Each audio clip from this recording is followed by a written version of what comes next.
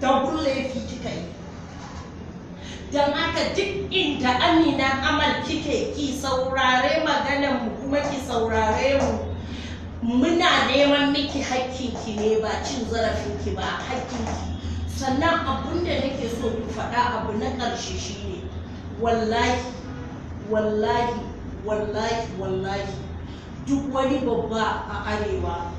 duk wani babba a arewa daga kan gwamna ya ƙasa, idan ya yadda ya saka baki a cikin wannan kes ɗin ko kuwa aka bi ta wani gefe akan wannan shari'a, wallahi tallahi kowaye shi za mu embarrassing ɗin shi, kowaye kai za mu maka kaca-kaca. So mun yarda da chief judge ɗinmu, mun yarda da hukumominmu, mun yarda da women affairs. Don laifi kika yi.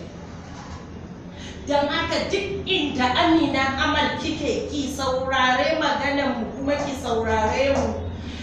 Muna neman miki hakkinki ne, ba cin zarafinki ba, hakkinki.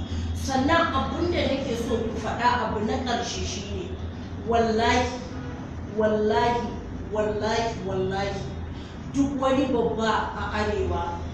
duk wani babba a arewa daga kan gwamna ya ƙasa, idan ya yadda ya saka baki a cikin wannan kes ɗin ko kuwa aka bi ta wani gefe akan wannan shari'a, wallahi tallahi kowaye shi za mu embarrassing ɗin shi, kowaye kai za mu maka kaca-kaca. So mun yarda da chief judge ɗinmu, mun yarda da hukumominmu, mun yarda da women affairs.